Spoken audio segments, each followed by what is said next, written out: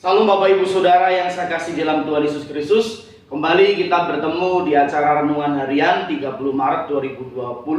Mari kita bersama-sama kembali untuk merenungkan firman Tuhan sama-sama. Sebelumnya mari kita berdoa. Kami mengucap syukur kami dalam pelindungan Tuhan sampai hari ini.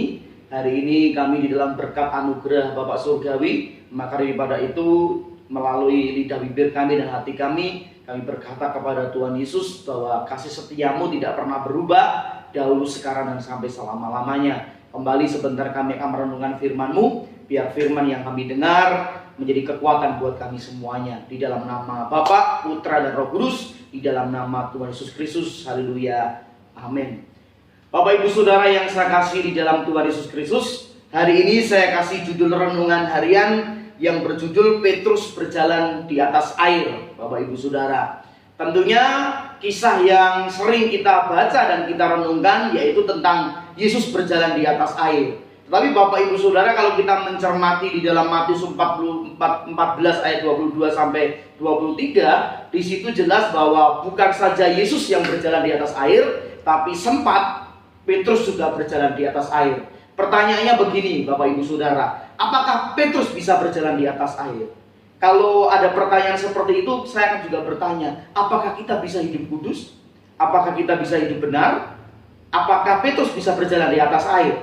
Apakah kita juga bisa mengalami kuasa Tuhan? Seperti itu halnya, pertanyaan yang sama. Bapak Ibu Saudara, kisahkan yang terjadi di dalam konteks Alkitab diberikan judul tentang Yesus berjalan di atas air. Tetapi Bapak Ibu Saudara, kalau kita meneliti dari ayat 28 sampai yang ke-30, Petrus pun sempat bisa berjalan di atas air. Berarti Bapak Ibu Saudara, kita bisa melakukan hal-hal yang besar bersama dengan Tuhan. Karena Tuhan kita Tuhan yang ajaib, Tuhan kita Tuhan yang hebat. Makanya kita sebagai orang percaya, kita sebagai pengikut Yesus, juga kita bisa mengalami kuasa yang besar, seperti halnya Yesus lakukan, Bapak Ibu Saudara. Tetapi Bapak Ibu Saudara, yang menjadi perenungan kuat di dalam kehidupan kita, mari kita tidak berfokus kepada hal-hal besar, cuma kepada hal mujizat, kuasa, kesembuhan, anugerah yang spektakuler dan sebagainya. Tetapi kita juga bisa berkata, kalau Yesus pernah hidup di dunia ini, memberikan teladan hidup benar, hidup kudus, hidup yang menyenangkan hati Bapa di surga, tentunya kita pun sebagai pengikutnya juga bisa melakukan hal yang sama. Maka daripada itu Bapak Ibu Saudara, kita akan belajar hal-hal yang membuat kenapa kok Petrus bisa melakukan perkara-perkara besar. Tentunya dalam konteks dia bisa berjalan di atas air, Bapak Ibu Saudara. Saya akan bacakan yang pertama di ayat 28 sampai yang 29. Tapi sebelumnya saya akan membaca dari ayat 22 sampai yang ke-27, biar kerangka berpikir tentang cerita ini kita jelas. Sesudah itu Yesus segera memerintahkan murid-muridnya naik ke perahu dan mendahuluinya. Saudara, sementara itu ia menyuruh orang banyak pulang. Dan setelah orang banyak itu disuruhnya pulang, Yesus naik ke atas bukit untuk berdoa seorang diri. Terus dikatakan ketika hari sudah malam ia sendiri di situ. Perahu murid-muridnya sudah berapa mil jauhnya dari pantai dan diombang-ambingkan gelombang karena angin sakal. Kira-kira jam 3 malam datanglah Yesus kepada mereka berjalan di atas air. Ketika murid-muridnya melihat dia berjalan di atas air, mereka terkejut dan berseru, "Itu hantu!" Lalu berteriak-teriak karena takut. Tetapi segera Yesus berkata kepada mereka, "Tenanglah, aku ini, jangan takut." Jadi Bapak Ibu Saudara, ceritanya jelas kalau Yesus menghampiri murid-muridnya yang sudah naik kapal, dia menyusul dengan berjalan di atas air, Bapak Ibu Saudara. Yang pertama, kita akan menggarisbawahi ayat 22 sampai 29. Lalu Petrus berseru dan menjawab dia, "Tuhan, apabila Engkau itu, suruhlah aku datang kepadamu berjalan di atas air." Jadi Petrus bertanya, kalau itu memang Engkau Tuhan, yaitu Yesus Kristus Tuhan, coba suruh saya untuk berjalan juga di atas air, Bapak Ibu Saudara. Kata Yesus, "Datanglah." Maka Petrus turun dari perahu dan berjalan di atas air mendapatkan Yesus. Jadi jelas Bapak Ibu Saudara, bukan Yesus yang bisa berjalan di atas air saja, tapi muridnya yang bernama Petrus juga bisa berjalan di atas air. Jadi Bapak Ibu Saudara, bukan Yesus yang melakukan perkara-perkara besar saja, tetapi kita sebagai orang percaya juga bisa melakukan perkara-perkara besar. Tapi Bapak Ibu Saudara, garis bawahi, mari kita tidak fokus kepada perkara-perkara besar, cuma mujizat, kuasa, dan hal-hal yang membuat spektakuler dalam kehidupan kita.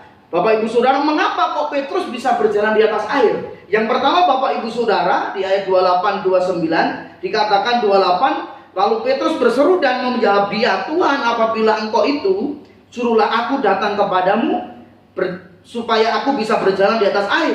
Kata Yesus, datanglah. Maka Petrus turun dari perahu dan berjalan di atas air mendapatkan Yesus. Jadi poin yang pertama Bapak Ibu Saudara, mengapa Petrus bisa berjalan di atas air? Karena Petrus keluar dari perahunya. Petrus turun dari perahunya dan dia menghampiri Tuhan, Bapak Ibu Saudara. Jadi Bapak Ibu Saudara, jawaban yang sangat simpel sekali. Kenapa Petrus bisa berjalan di atas air? Karena dia keluar dari perahu itu. Dia turun dari perahu itu. Jadi Bapak Ibu Saudara, kata keluar, kata turun, dia menghampiri Tuhan, berarti Petrus meninggalkan hal kenyamanan di perahu. Terus dia menghampiri Yesus, Bapak Ibu Saudara. Jadi Bapak Ibu Saudara, kalau kita bisa meninggalkan kenyamanan dalam hidup ini, maka kita bisa melakukan perkara-perkara yang besar. Kalau kita bisa meninggalkan kenyamanan dalam hidup yang kita jalani, maka Tuhan bisa bekerja dalam kehidupan kita untuk mendatangkan hal-hal yang besar. Bapak Ibu Saudara, mungkin kenyamanan itu bisa bicara kelemahan kita. Kenyamanan itu bisa bicara dosa yang membuat kita nyaman. Kenyamanan itu bisa bicara tentang kekayaan, jabatan, fasilitas yang ada dalam kehidupan kita. Sehingga kita tidak bisa mengalami anugerah dan pertolongan kuasa Tuhan yang lebih besar, Bapak Ibu Saudara. Kenapa kelemahan dan dosa dan jabatan kekayaan bisa membuat kita nyaman? Karena waktu Bapak Ibu tinggal di dalam dosa, kita nggak akan bisa berbuat apa-apa. Dan kita tidak bisa mengalami kuasa Tuhan yang besar. Kalau Bapak Ibu nyaman dengan segala apa yang Bapak Ibu punyai, maka Bapak Ibu tidak akan membutuhkan Tuhan. Kalau kita tidak membutuhkan Tuhan, maka kita akan tidak mengalami kuasa Tuhan yang besar dalam kehidupan kita, yang bisa merubah kehidupan kita, dan kita tidak punya pengalaman yang besar dalam kehidupan kita. Maka daripada itu Bapak Ibu Saudara, kalau kita ingin membereskan dosa kita, kelemahan kita, ayo keluar dari kenyamanan itu. Ayo tinggalkan dosa, ayo tinggalkan kelemahan kita. Ayo kita jangan mengandalkan kekayaan, jangan mengandalkan apa yang kita punyai, tapi andalkan Tuhan, sehingga kita bisa mampu untuk melihat dan mempunyai pengalaman, bisa berjalan di atas air dalam konteks dalam kehidupan kita. Kita bisa mengalami hal-hal yang besar bersama dengan Tuhan, Bapak Ibu Saudara. Bapak Ibu Saudara, tindakan mengalahkan kenyamanan itu seperti halnya kita keluar dari pergaulan yang buruk. Mari Bapak Ibu Saudara, pergaulan buruk yang kita ikuti dalam kehidupan kita tidak memberikan dampak yang berguna, bahkan positif dalam kehidupan kita. Kalau kita ingin merubah kehidupan kita, dan berkat Allah, anugerah Allah, damai, sukacita, keluarga, kehidupan kita semuanya, Bapak Ibu Saudara, ayo kita keluar dari pergaulan buruk. Karena pergaulan buruk merusak kebiasaan yang baik. Kalau hal-hal yang besar ingin Tuhan nyatakan, mari kita keluar dari pergaulan buruk. Juga kita bisa jangan mengandalkan diri sendiri dengan segala fasilitas, sehingga terus kita akan mengalami berkat-berkat Tuhan yang besar. Berkat yang Tuhan beri, Bapak Ibu Saudara, kita harus sadari itu pemberian Tuhan, supaya kehidupan kita tetap berjalan di dalam berkat-Nya. Bukan pemberian Tuhan itu jadi fokus kehidupan kita. Bukan kekayaan, bukan berkat itu menjadi andalan kekuatan kita. Tidak, Bapak Ibu Saudara. Yesus itu sumber berkat. Makanya kita harus lari daripada paradigma pemikiran yang salah. Saya tidak mengandalkan diri, saya tidak mengandalkan apa yang saya punyai. Saya tetap mengandalkan Tuhan di atas segala hal. Hari-hari ini Bapak Ibu Saudara, dengan kondisi keadaan virus corona ini membuktikan bahwa yang kita punyai, yang berkaitan dengan apapun, itu tidak ada faedah dan fungsinya untuk bisa mengalahkan keadaan virus corona ini. Dan kita hanya bisa apa? Berdoa. Kita hanya bisa apa? Mengandalkan Tuhan. Kita bisa minta kepada Tuhan, Tuhan, mari Tuhan yang bekerja untuk mengatasi setiap masalah yang ada. Jadi kekayaan, kekuatan, harta benda yang kita miliki tidak bisa menolong kita. Ini berarti Bapak Ibu Saudara, Yesus itu adalah tempat kenyamanan dalam kehidupan kita selama-lamanya. Tapi Bapak Ibu Saudara, kita mulai berdoa. Kalau ada sesuatu hal yang pengen kita alami dalam kehidupan kita, mari kita jangan nyaman dengan kondisi keadaan. Ayo mulai berdoa, mulai mencari Tuhan, mulai sungguh-sungguh mengadakan mesbah keluarga. Di tengah-tengah kondisi keadaan yang terjadi, disitulah kita keluar dari kenyamanan. Sehingga pujian penyembahan terus kita naikkan di depan Tuhan. Dan Tuhan bekerja di atas segala apapun yang kita lakukan. Dan percayalah, waktu kita melakukan hal seperti itu, kita akan mengalami kuasa Tuhan yang besar. Ingat, keluar dari perahu, keluar dari tempat yang nyaman, dan turun menghampiri Tuhan. Maka Roh Kudus selalu menolong kita, menghibur kita setiap saat, setiap waktu, Bapak Ibu Saudara. Seperti halnya ada pepatah mengatakan, kalau kita ingin kaya, kita harus kerja, Bapak Ibu Saudara. Karena malas membuat kita nyaman. Kalau kita pengen kaya, kita harus kerja. Kita harus keluar dari kenyamanan. Kalau kita pengen pintar, kita harus rajin belajar. Kita harus keluar dari rasa malas untuk kita gak mau belajar lah. Waktu kita belajar, makanya kita akan pintar, Bapak Ibu Saudara. Kalau kita pengen hidup kudus, hidup benar, ayo benci dosa. Benci kenyamanan dosa itu. Maka Tuhan yang memampukan untuk kita bisa keluar dari kenyamanan, dan kita bisa hidup benar di hadapan Tuhan. Dan lain sebagainya, Bapak Ibu Saudara. Kalau kita pengen sehat, kita harus olahraga. Jaga pola makan yang baik, istirahat, Bapak Ibu Saudara. Jangan bergadang. Kita harus mengatur segala sesuatunya supaya sehat. Makanya Bapak Ibu Saudara, yang dilakukan Petrus, dia mampu bisa berjalan di atas air. Dia mampu mengalami kuasa Tuhan yang besar. Dia keluar dari kenyamanan hal-hal yang menyangkut kehidupannya. Mari Bapak Ibu Saudara, poin yang pertama saya tegaskan, keluar dari kenyamanan kita, sehingga kita bisa mengalami kuasa Tuhan yang besar. Terus yang kedua, Bapak Ibu Saudara, dikatakan di ayat 29, kata Yesus, datanglah. Maka Petrus turun dari perahu dan berjalan di atas air mendapatkan Yesus. Kata yang kedua yang saya akan bahas tentang poin kedua, yaitu tindakan iman, Bapak Ibu Saudara. Jadi Yesus berkata, Petrus datang. Dengan perkataan Yesus datang, maka Petrus dia keluar dari perahunya. Ini tindakan iman, Bapak Ibu Saudara. Kata datanglah itu dalam teks aslinya, kata yang dipakai adalah erchomai. Pengertiannya, Bapak Ibu Saudara, datang dari satu tempat yang lain ke tempat yang lain. Muncul, bangkit, tampil, menunjukkan diri, mengikuti, Saudara. Jadi Bapak Ibu Saudara, ini merupakan tindakan iman. Kalau engkau memang tidak hantu engkau Tuhan Yesus, suruh aku datang. Maka Tuhan berkata, datanglah. Dan waktu Petrus mendengar perkataan datanglah, dia meresponi dengan dia keluar dari perahu. Ini tindakan iman, Bapak Ibu Saudara, yang dilakukan oleh Petrus sehingga dia mengalami bisa berjalan di atas air. Bapak Ibu Saudara, kita tidak mengerti apa yang terjadi hari ini, besok, bulan depan, dan hari-hari ke depan yang kita alami dengan kondisi krisis seperti ini, Bapak Ibu Saudara, dengan virus corona. Tapi Bapak Ibu Saudara, kadang-kala Tuhan tidak menuntut kita mengerti. Tuhan menuntut tindakan iman. Karena dikatakan Bapak Ibu Saudara, kadang-kala iman itu tidak perlu mengerti. Seperti halnya kita berpikir, Bapak Ibu mengerti nggak? Dunia ini diciptakan seperti apa? Kapan? Kita nggak mengerti. Tapi kita percaya, dunia diciptakan oleh Tuhan, oleh Allah yang kita sembah. Sehingga keberadaannya bisa sampai sekarang ini. Tidak mengerti. Abraham tidak mengerti di mana tempat yang harus dituju, negeri yang dijanjikan oleh Allah di mana, tidak mengerti. Pokoknya dia berjalan saja. Kalau Tuhan suruh berangkat, dia berangkat. Kalau Tuhan suruh pergi, dia pergi. Tuhan suruh melakukan apapun, dia lakukan. Tindakan iman itu tidak mengerti, Bapak Ibu Saudara. Makanya dibutuhkan tindakan iman, Bapak Ibu Saudara. Terus yang kedua, Bapak Ibu Saudara, beriman itu justru kita semakin dekat kepada Tuhan. Karena kita nggak mengerti kondisi keadaan yang terjadi sampai hari ini seperti apa ke depannya, maka tindakan iman kita adalah mendekat kepada Tuhan. Datanglah. Kita pergi ke tempat satu, ke tempat yang lain. Kita menghampiri. Kita bangkit untuk mencari Tuhan. Sehingga iman itu datangnya seperti itu, Bapak Saudara. Mari Bapak Ibu Saudara, tindakan iman yang harus kita lakukan hari-hari ini. Yuk berdoa. Ayo adakan mesbah keluarga di keluargamu. Naikkan doa pujian penyembahan kita setiap saat, setiap waktu. Kita nggak mengerti, kita nggak punya keahlian bagaimana bisa mengatasi virus corona ini. Tetapi kita punya iman yang bertindak. Aku berkata-kata, aku berdoa, aku memberkati bangsa ini.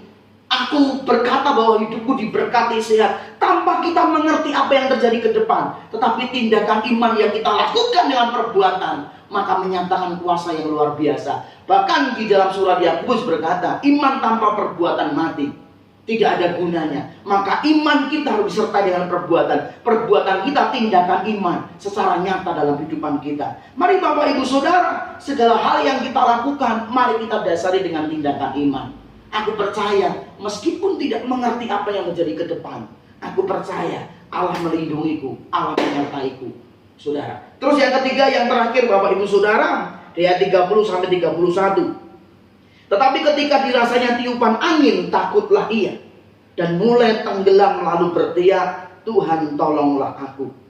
Segera Yesus mengulurkan tangannya memegang dia dan berkata, hei orang yang kurang percaya, mengapa engkau bimbang? Bapak Ibu Saudara, saya berkata untuk poin yang ketiga, supaya kita dimampukan untuk terus berjalan di atas air, atau kita bisa mengalami kuasa Tuhan yang luar biasa, yaitu iman itu pasti diuji, Bapak Ibu Saudara.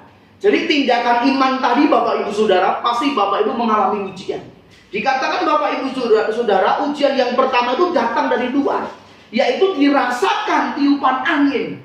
Dirasakan oleh Petrus. Kalau dia merasakan tiupan angin, di atas dia bisa berjalan di atas air, Bapak Ibu Saudara. Setelah dia merasakan tiupan angin, berarti ada ujian yang dari luar.